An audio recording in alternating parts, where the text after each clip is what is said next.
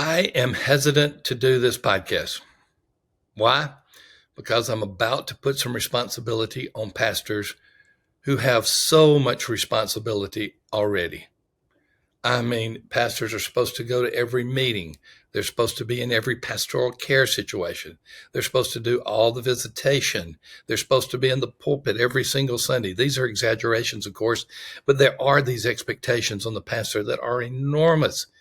And it's no wonder that the dropout rate in vocational ministry is as high as it is, with almost 4 out of 10 pastors thinking about leaving their pastoral role even now. So I'm hesitant to talk about 2 areas of ministry in the church where the pastor needs to be the champion. What's a champion? It's the person that is overall providing guidance and direction of a ministry. So the lead person, if you will, at least from a guidance point of view, not necessarily the details, but at least from a guidance point of view. And we're going to talk about 2 areas of ministry where I really think the pastor needs to be the champion, but most of the time, the pastor is not. We always thank Belay Solutions for sponsoring our podcast. It's really kind of blows my mind that we're already almost to the point of 70 podcasts. This one is number 69.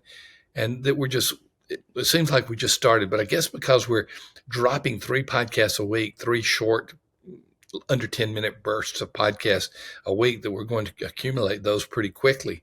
And we're trying to give you these bite-sized nuggets. There are a lot of good podcasts out there that provide long form and can go into detail. But the purpose of this one is to give you some bite-sized nuggets that you can chew and either swallow or spit out, whatever you think the case may be.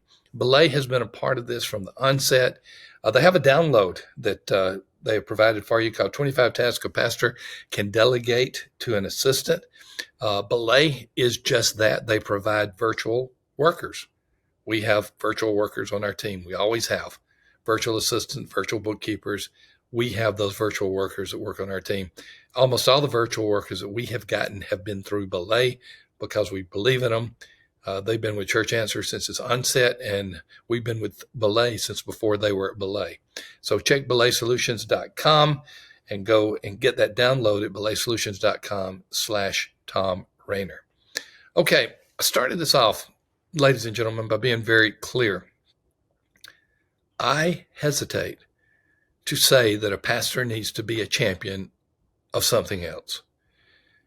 I have been an advocate for pastors who believe that there's too many expectations that are placed upon them, that there is too much that is expected of them. For many people, the pastor is supposed to be omnipresent, omnipotent, and omniscient. And obviously none of those are true, but everybody has this expectation list of the pastor. And we know that one of the areas that the pastor has to champion is the pulpit preaching. And so that is one that's going to be there that is self-imposed regardless.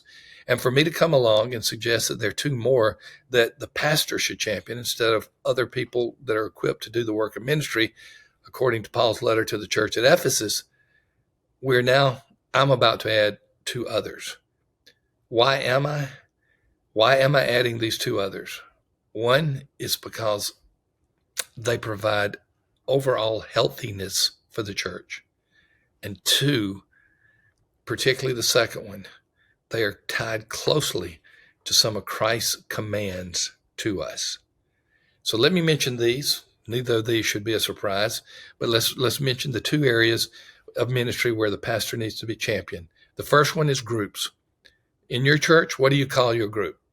Sunday school, community group, life group, home group, cell group. Maybe I missed the name of it, but you know what I'm talking about. The champion of groups needs to be the pastor. What does that mean? Does he have to do all the organizational work? No. But it means that that person has the vision for groups. It means that person is giving emphasis to it. And if there's someone that is administrating it, that administrator is working directly with the pastor, where the church is small or large. Groups are the lifeblood of the church. It's where the larger church becomes a smaller church. It's where giving is healthiest. It's where ministry takes place. It's where evangelism is more likely to emanate. It is where the heartbeat of the church is. If you have a worship-only church, you do not have a church of connected people. Groups are one of the more difficult things to look off, have responsibility for, but at the same time, they're one of the most important things.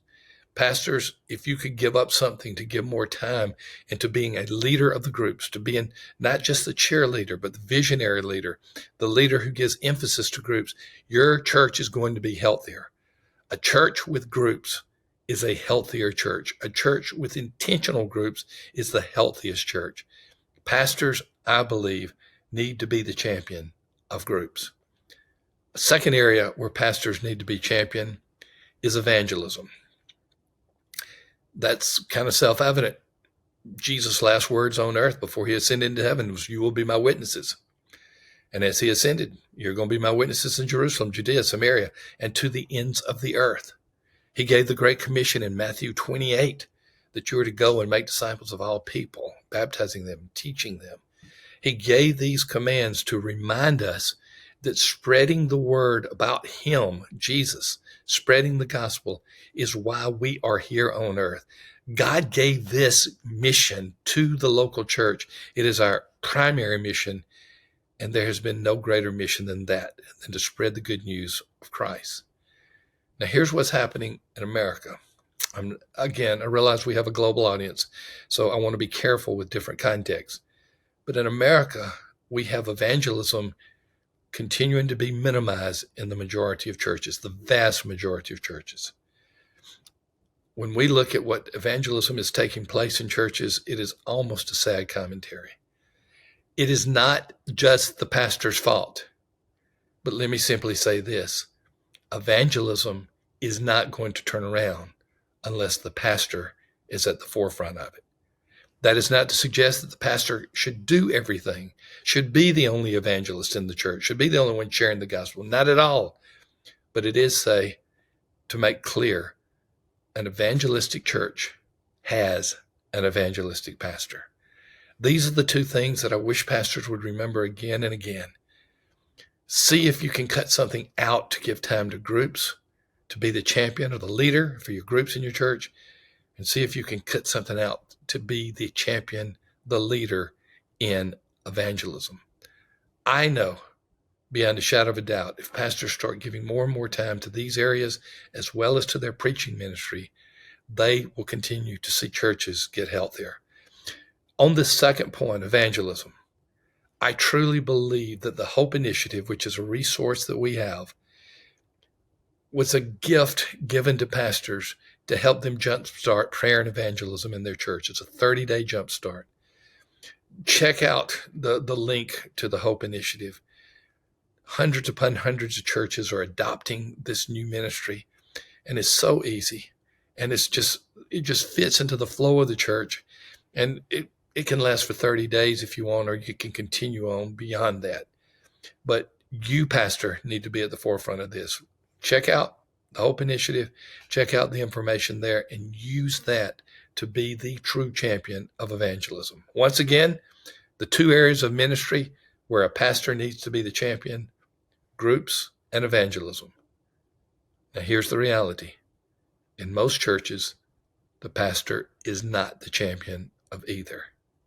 But it can change quickly when the pastor decides that that will be a priority.